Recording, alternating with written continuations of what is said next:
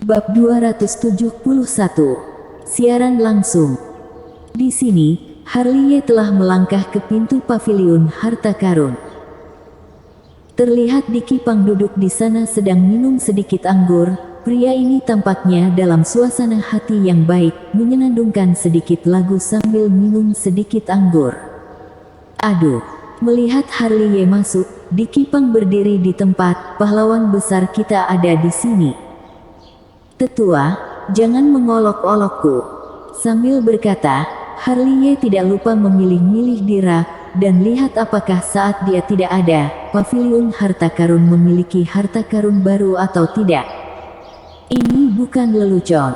Diki Pang datang dengan labu anggur. Kakek aku ini benar-benar memujimu. Jika kamu berkata seperti itu, maka aku sangat senang. Harley menyeringai tanpa malu. Senang, kakek juga senang hari ini.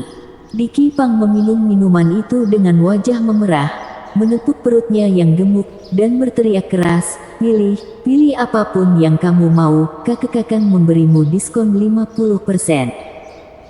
Begitu kata-kata ini keluar, gerakan Harley sangat cepat.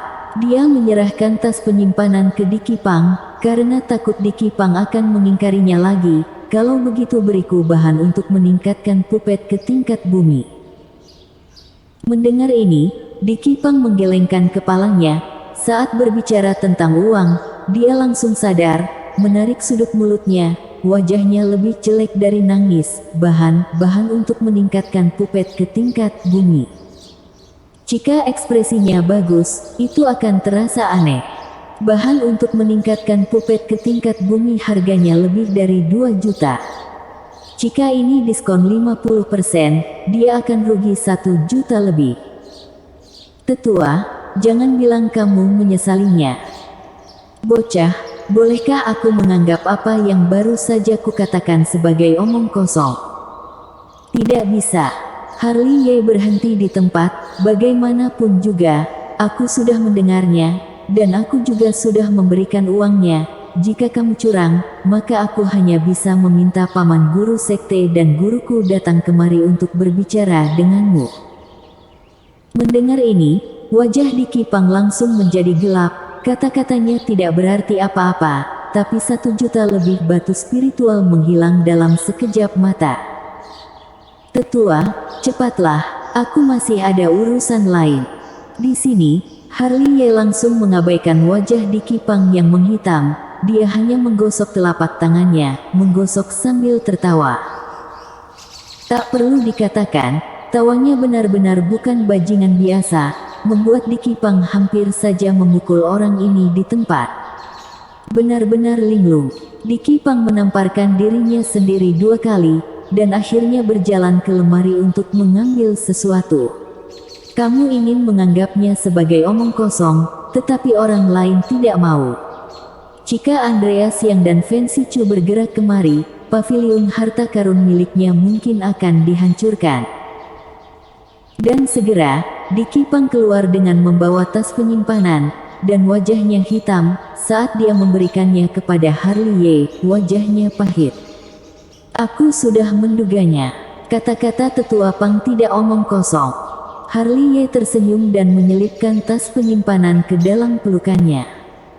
Sudah ambil, cepat pergi, lihat kamu langsung merasa kesal. Jangan, susah payah dapat diskon 50% hari ini, haruskah aku memilih barang lain? Harley bersikeras, ingin berlari ke dalam untuk memilih beberapa harta, tetapi baru mengambil 2 langkah, dia langsung diangkat oleh Diki Pang dan diusir dari paviliun harta karun. Apaan ini? Segera, omelan keras terdengar. Dan itu adalah Brady.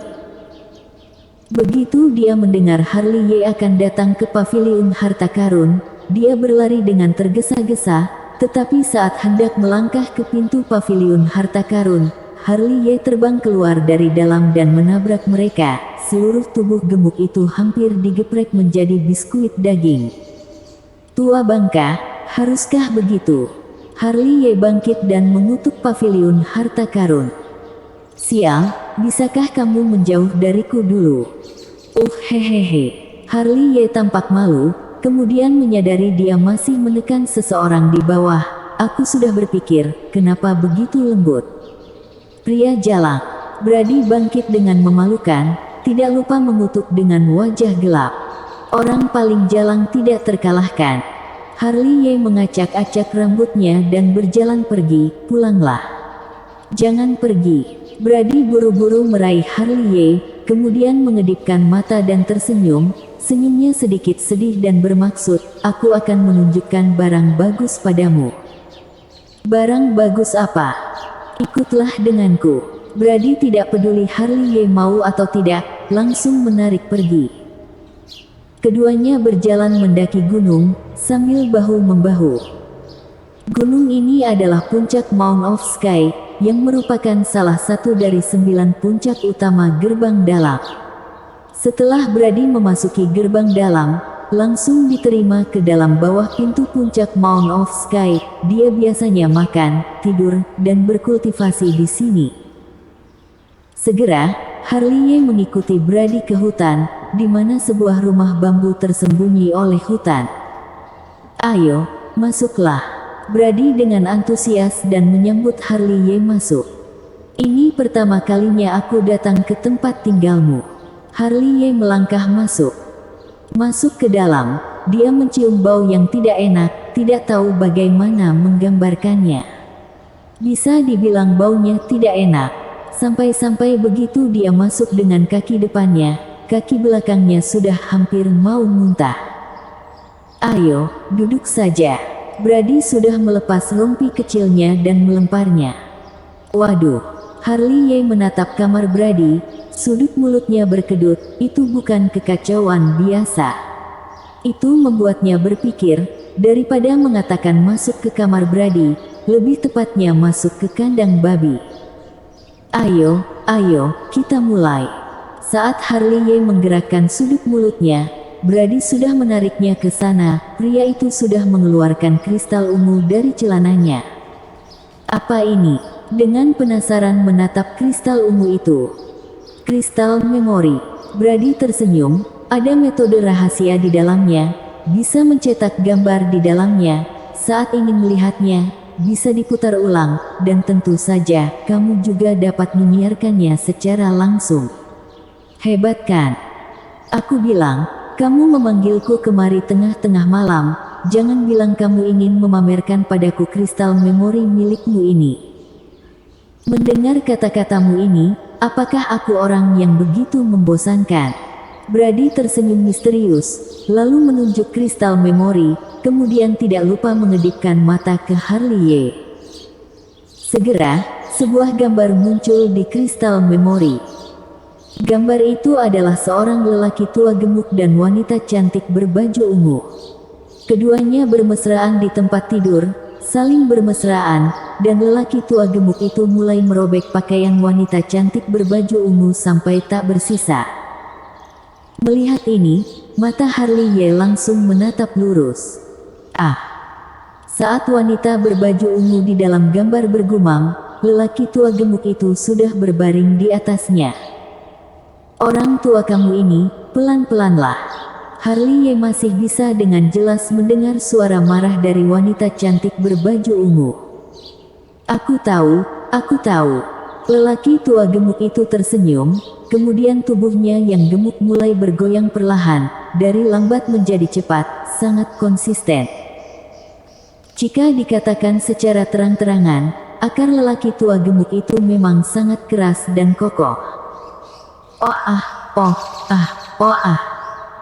Segera, dengusan centil wanita berbaju ungu dan suara terengah-engah lelaki tua gemuk itu terdengar di kristal memori. Harley Ye samar-samar dapat melihat bahwa tempat tidur besar bergetar secara konsisten. Jika dikatakan secara langsung, postur kedua orang itu, tes-tes, apa itu orang tua? Apa itu wanita cantik? Polanya benar-benar tidak biasa. Gluduk. Melihat gambar ini, Harley Ye menelan ludah lebih dari sekali, terutama saat mendengar tangisan wanita cantik berbaju ungu. Dia langsung memikirkan tangisan Lan Sichu malam itu. Memikirkannya, dia langsung merasakan api jahat di perut bagian bawah langsung membara. Serukan. Brady tertawa semakin memalukan, aku menontonnya setiap hari. Aku bilang, dua orang ini siapa? Harley Ye terbatuk-batuk dan menatap Brady. Guruku, nyonya guruku. Sialan. Bersambung.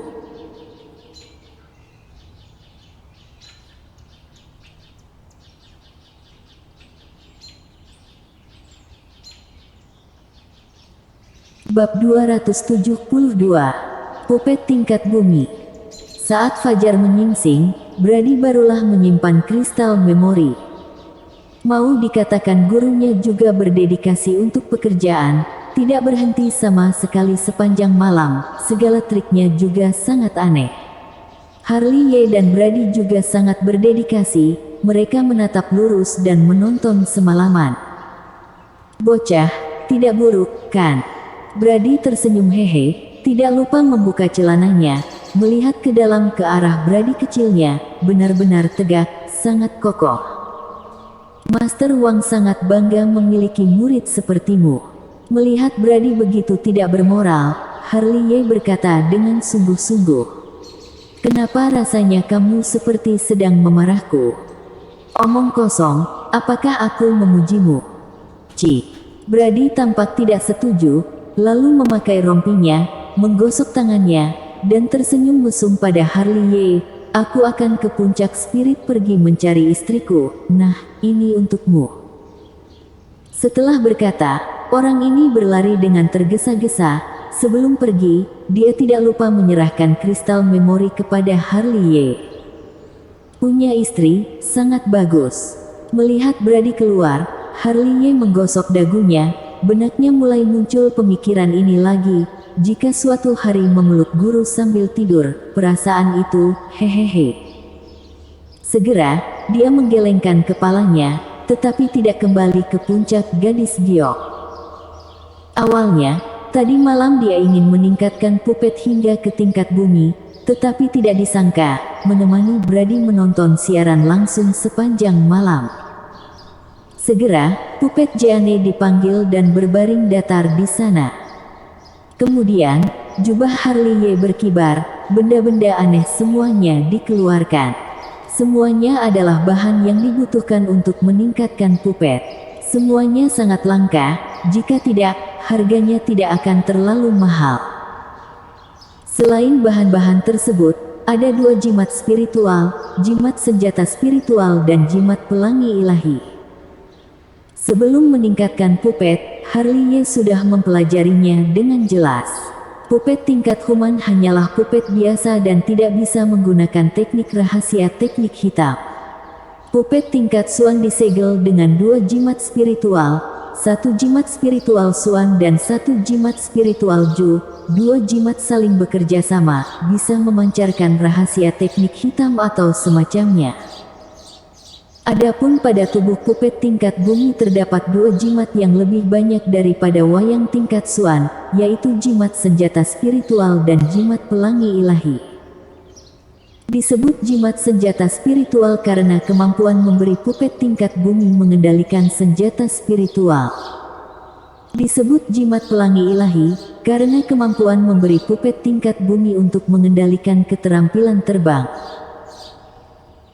Pupet tingkat bumi sangat mirip dengan kultivator alam Lingsu, membutuhkan tingkat kekokohan dan kelenturan tubuh yang sangat tinggi.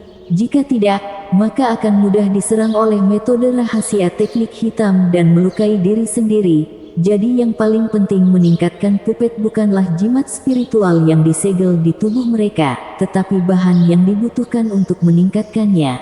Semuanya itu adalah harta langka. Segera, Harley Ye mengeluarkan spiritual api, melilit seluruh tubuh Jeanne. Lalu ada sebuah batu kristal ungu, yang sangat keras tetapi sangat fleksibel. Ini adalah kristal giok besi hitam. Setelah disempurnakan ke dalam tubuh Pupet, bisa meningkatkan kekuatan dan kelenturan Pupet. Kristal giok besi hitam ini sangat berharga. Hanya sepotong sebesar kepalan tangan bayi bernilai 500.000 batu spiritual. Ini adalah jenis bahan yang paling mahal. Besok perlu mencari lebih banyak kristal giok besi hitam. Harley bergumam sambil menyempurnakan kristal giok besi hitam ke dalam tubuh Jeanne. Ini adalah proses yang lambat. Setelah kristal giok besi hitam dilebur ke tubuh Jeanne, berbagai bahan dikeluarkan, entah itu mengubah meridian Jeanne, memperkuat tulangnya, atau membersihkan anggota tubuhnya. Waktu berlalu dengan lambat, dan semuanya berjalan dengan rapi. Puncak Gadis Giok, Paviliun Gadis Giok. Fen Sichu duduk di sana dengan tangan di pipi, memandang Len Sichu, berkata sambil tersenyum, "Adikku tersayang, apakah kamu tidak akan mengatakan sesuatu?" "Oh, kakak, apakah kamu harus mempermasalahkan hal ini?" Wajah Len Sichu memerah karena malu. "Bukannya aku mempermasalahkannya, kamu harus membuat pernyataan tentang ini." Sikap apa? Pipi Len Sichu semakin merah, dia tidak bisa menahan diri untuk tidak menundukkan kepalanya, berbicara dengan ragu-ragu. "Len Si, jangan pura-pura linglung." Fen Sichu tersenyum lagi, lalu berdiri, hendak berjalan di luar. "Beri kamu beberapa hari untuk memikirkannya, jika kamu setuju, kakak akan mempersiapkan pernikahan kalian." "Pernikahan?" Mendengar kata ini, Len Sichu langsung mengangkat kepalanya, menatap Fen Sichu yang terus berjalan pergi, mengerutkan bibirnya, dan bergumam, "Tapi kak, yang dia sukai itu kamu." Saat Harley menghembuskan napas, dia benar-benar menyerap api spiritual. Melihat Jeanne lagi, berdiri di sana, dikelilingi oleh awan ungu, tubuhnya penuh dengan energi awan ungu, rambut dan pakaiannya tidak berangin dan berkibar otomatis, dengan sikap yang tiada banding. Satu-satunya hal yang hilang adalah sepasang matanya yang kusam, sangat kosong, tidak ada emosi manusia yang terungkap. Pada saat ini, dia sudah menjadi pupet tingkat bumi sejati. Meski hanya sebuah pupet, Harley bisa merasakan auranya yang jauh lebih kuat dari alam lingsu biasa. Dia yakin jika bertemu dengan si jubah merah darah alam lingsu tingkat pertama dari kerajaan Zhao, dia tidak perlu bertindak, Jeanne sudah bisa mengatasinya sendiri. Benar-benar bagus. Harley tersenyum dan mengelilingi Jeanne, dia semakin menyukai pupet ini. Setelah mengatakan itu, dia tidak lupa merentangkan telapak tangannya dan meremas bahu Jeanne. Ditingkatkan menjadi pupet tingkat bumi, tubuhnya tidak lagi sekeras sebelumnya, dan tubuhnya menjadi lembut dan halus, rasanya enak saat dicubit. "Ayo, coba kekuatanmu." Harley tersenyum dan berjalan keluar ruangan, dan Jeanne pun datang ke taman seperti sebuah pelangi ilahi atas perintahnya. Wong! Segera, seberkas cahaya ungu terbang di antara alis Jeanne, dan setelah diperiksa lebih dekat, itu adalah sebuah lentera teratai. Lentera teratai ini adalah senjata spiritual yang disegel dalam jimat senjata spiritual, dengan kerjasama dari jimat spiritual Ju, baru bisa digunakan oleh pupet. Wong! Lentera teratai berdengung dan bergetar, seluruh tubuh dipenuhi dengan cahaya cemerlang. Kekuatannya jauh lebih kuat dari yang dibayangkan Harley. Dia bisa merasakan tekanan kuat. Jika menekannya dari atas langit, dia akan langsung berlutut. Terbang ke langit. Mengikuti perintah Harley, Jeanne yang tidak bergerak, melangkah ke kehampaan dengan satu langkah kaki, dan ada pelangi ilahi berwarna ungu di bawah kakinya. Alam lingsu yang terbang ke langit perlu menginjak pelangi ilahi. Pelangi ilahi diubah oleh kekuatan spiritualnya, dan jimat pelangi ilahi dalam tubuh pupet tingkat bumi, disegel dengan pelangi ilahi. Pupet dapat menggunakan pelangi ilahi untuk terbang di udara. Swoah. Harley mendongak ke langit, Jeanne seperti seberkas cahaya ungu, kecepatannya sangat cepat, datang dan pergi tanpa jejak. Jika bukan karena mata keabadian Harley, takutnya sulit untuk menangkap sosoknya. Kembalilah. Harley Ye benar-benar semakin puas melihatnya. Setelah memanggil Jeanne, kemudian meregangkan tubuhnya, dan berjalan keluar. Begitu dia berjalan keluar dari hutan, Harley Ye melihat guru dan nyonya guru Brady. Melihat mereka berdua, wajah Harley Ye menjadi sangat aneh, terutama saat melihat nyonya guru Brady. Dia masih sedikit merasa bersalah, meskipun dia mengenakan pakaian, tapi tidak ada bedanya dengan telanjang.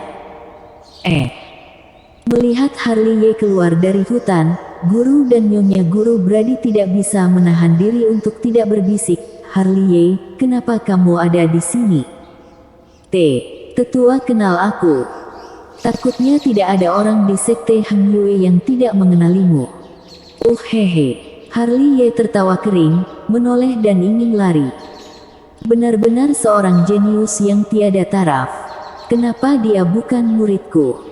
Melihat punggung Harley Ye pergi, guru Brady menghela napas, tidak tahu jika membiarkan dia tahu murid kesayangannya dan Harley Ye melakukan hal-hal yang tidak bermoral. Tidak tahu apakah mereka akan menarik Harley Ye kembali dan mencekiknya sampai mati. Bersambung.